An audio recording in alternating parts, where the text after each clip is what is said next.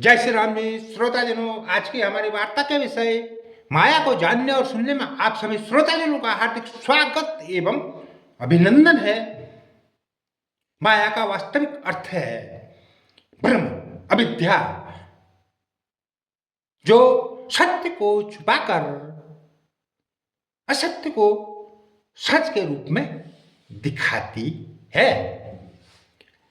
यह एक ऐसी चीज है जो प्राणी के मन को संसार के लोभ और इंद्रिय सुख में फंसाकर आत्मा को वास्तविक ज्ञान से दूर रखकर परमात्मा से दूर रखने में लगी रहती है। यह संसार के कार्य यानी कि सांसारिक कार्य और कारण की प्रक्रिया, अज्ञान और बेकार की धारणाओं का दूसरा नाम है।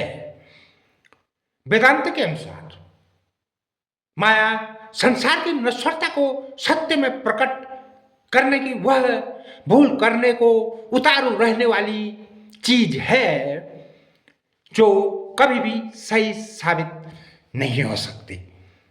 वास्तविक अर्थ में माया कोई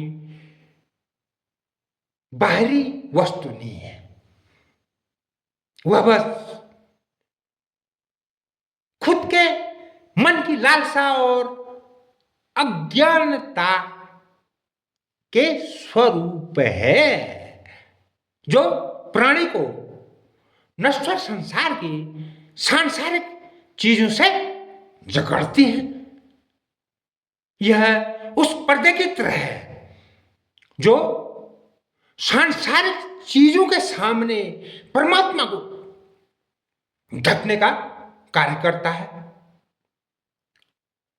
यह जो है मन को इंद्रिय सुकुट से भटकाती है और ज्ञान को ढककर दुखों का कारण बनती है। श्रोताजनों, इस सब के बावजूद जहां एक तरफ संसार में रहकर जीवन निर्वहन हेतु माया अति आवश्यक है, तो दूसरी तरफ यह नकारात्मक वस्तु स्थिति ही उत्पन्न करती है। जबकि जीवन का मूल उद्देश्य नकारात्मकताओं को दूर रखकर जीवन का ठीक ठाक निर्वहन करते हुए मुक्ति को प्राप्त करना होता है। जीवन भर में कर्मों के फलस्वरूप जितनी भी पीड़ाएं हमें प्राप्त होती हैं, पंच तत्व में बंधने के बाद यानी कि शरीर में प्रवेश करने के बाद वह सब माया के कारनामों के परिणाम स्वरूप ही प्राप्त होती हैं। ठीक उसी प्रकार जिस प्रकार सुखों की अनुभूति होती है, सुखों की अनुभूति होना भी कर्मों के फल स्वरूप माया का ही कारनामा होता है। तो श्रीमान जनों, यह है खेल जीवन का। एक सात्विक व्यक्ति अगर किसी सत्ता को एक वोट से हारता है, उसे अपने कर्मों में गर्व होता है। एक बदचरित्र कुछ भी कर ले, सत्ता नहीं तो हम नहीं। वो किसी भी वस्तु स्थिति में सत्ता हासिल करता रहता है, आखिरकार अपने जैसे कर्म भोगता है। मित्रों, यहां पर बात कर लेते हैं सत्ता की। सत्ता किसी के पाप की बपति नहीं होती, लेकिन जिसके हाथ सत्ता है वो अगर दुष्कर्मी हो, सत्ता कभी परिवर्तित नहीं होती। यही खेला दुनिया का सबसे बड़ा खेलनी है, क्योंकि उसका चरित्र जब तक उस खेले में हार ना मान जाए तब तक गलत करना उसके बाप की पपती बन जाती है। उससे बचना बहुत जरूरी हो जाता है। इन बातों से हमें बचना चाहिए। किसी को इतना सत्तासीन नहीं कर देना चाहिए कि ये वो वस्तुस्थितियां उत्पन्न हो जाए। भाई रे, यह सब मायावी खेल है। खेलने वाला खेलता है, वो किसी का भी भक्त बन सकता है, लेकिन उसकी अंतिम गति पारमात्मिक होती है। उसके भक्तों की भी हम आपको शिक्षा देने उतरे हैं, तो यही नीच अगले जन्म में बहुत ही निम्न स्तरों में पैदा होते हैं। कर्मों के फल भोगते हैं। कर्मों का फल भोगना जन्म जन्मांतर चलता रहता है। मेरे मित्रों, सब मायावी खेल हैं। हम सोचते हैं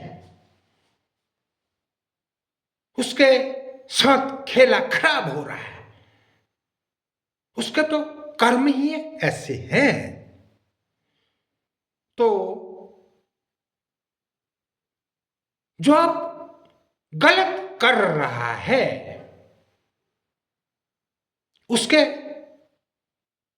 क्या परिणाम होंगे, मैं आपको यहां एक बात बता दूं।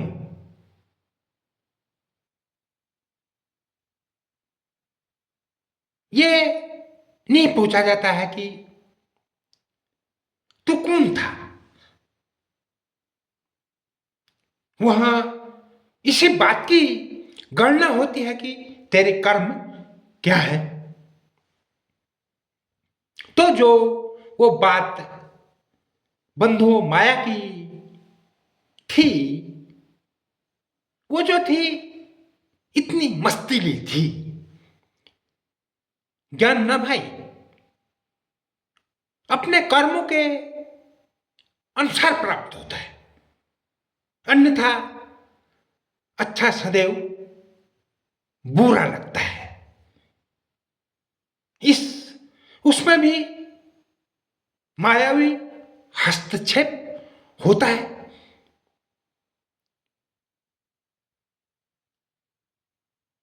इस बीच मुझे एक गाना याद आ रहा है। हुस्न की रानी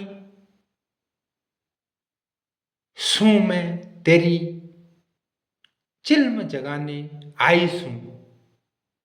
ये सब मायावी है। इन सब चीजों के अंदर माया विस्तृत रूप से विराजमान रहती है। तो श्रोताजनों, आज की हमारी वार्ता के विषय माया के संबंध में इतना ही। हमारी आगे पीछे की ज्ञानवर्धक वार्ताओं के लिए हमें फॉलो जरूर करिएगा। साथ ही हमारी प्रत्येक एक रील में अच्छी से अच्छी सामग्री ढूंढकर ये देखते हुए कि उसमें अधिक से अधिक छूट प्राप्त हो, ऐसा विज्ञापन आपको अवश्य दिखाई देता है, आप भी उसका लाभ उठाए। रील को लाइक कमेंट करना ना भूलें। हमारी अगली वार्ता तक के लिए जय श्री राम जी।